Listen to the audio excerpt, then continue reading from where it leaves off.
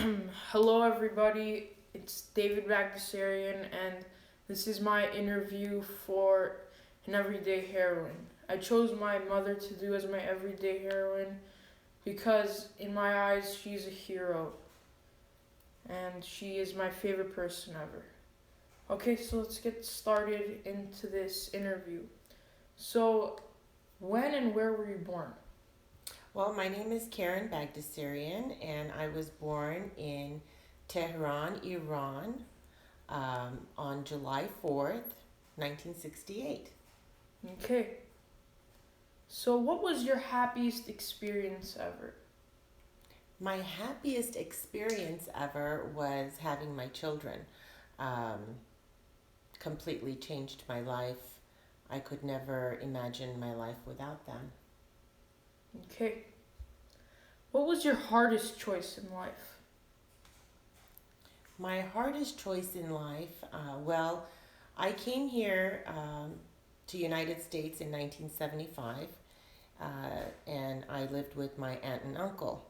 My parents were not allowed to come at that time, and my sister and I came here, and my sister hated it here, and she wanted to go back. And I think that was the hardest decision I've made is to stay here and live with my aunt and uncle without my parents.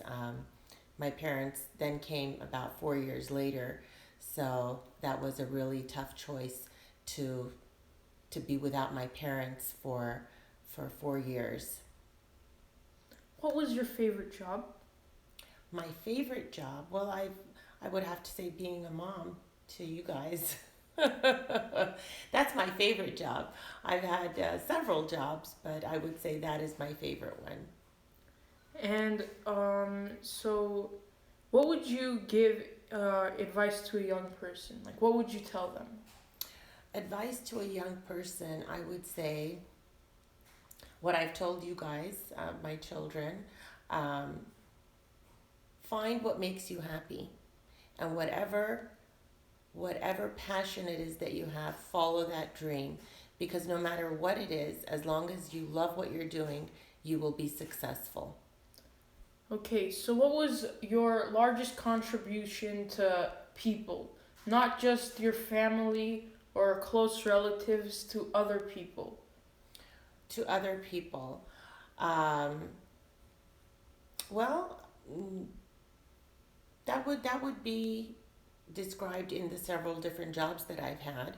I sold real estate for that was my career out of college. That was my career for about 15 years um, before I had children. So selling real estate was very exciting, and it made people happy to buy their first home. I was It made me happy to be part of their choice in finding the right home to live in. So I think um, that would be my favorite job. Okay, and so you got into real estate. Why? What made you want to get into real estate? Well, my uncle was in real estate, and he asked me to come help him, and I did, and uh, I loved being in that environment and helping people find their dream home, and we grew together in our company. We expanded, and we had three offices. At one point, we had more than 300 agents, and that was very rewarding to help grow and build a company. And so, for your job, did you have any role model in your life at any point? My role model would have been my Uncle Joe. Um, he taught me everything that I didn't learn in school, and he taught me everything about business and mostly how to interact with people and how to build a rapport with people. And so, how do you define success? So, you basically say you did all of these things. Would you say that your life was a success? And how do you define success yourself? Again, I define success not by monetary wealth. I define success by happiness, how happy you are with yourself and with your family. Yes. And do you think of yourself as a everyday heroine? Everyday heroine, I would say yes, because every day um, I, I wake up and I do my best and I give it my all to um, to provide for my family, to make sure that they are well taken care of. I also take care of my mother and my aunt, and I try to help the community as well, which I did for many years with the organization that I co founded, Cancer Care Network Foundation. I would say that was a very rewarding position to establish a foundation to raise money to help cancer patients pay their deductibles and their copays. Yes, your insurance will cover most of your treatment, but first you have to fill your deductible, and then you have a office copay or a drug copay, and a lot of people were having to face the decision of, do I continue my treatment and spend all my money on my treatment, um, or help save my family? They were going through their savings and being penniless because of these very large copays for the drugs. So we established this foundation to help relieve that burden for these patients, and we had huge successful events, raised hundreds of thousands of dollars, and I'm very happy to say we helped hundreds and hundreds of patients to be able to do their treatments. And so, what made you get into Cancer Care Network Foundation? What made you want to found it and make it a big organization that it is today? Well, my husband is an oncologist, and he deals with cancer patients every day. And he would come home very sad, very upset, and tell me stories of how different patients wanted to stop their treatment because they just didn't have the money anymore.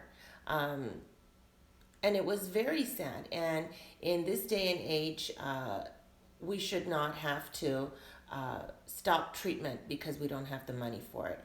And so that prompted me to gather my resources and create this foundation where we can raise money to help these cancer patients not stop their treatments and continue to get better.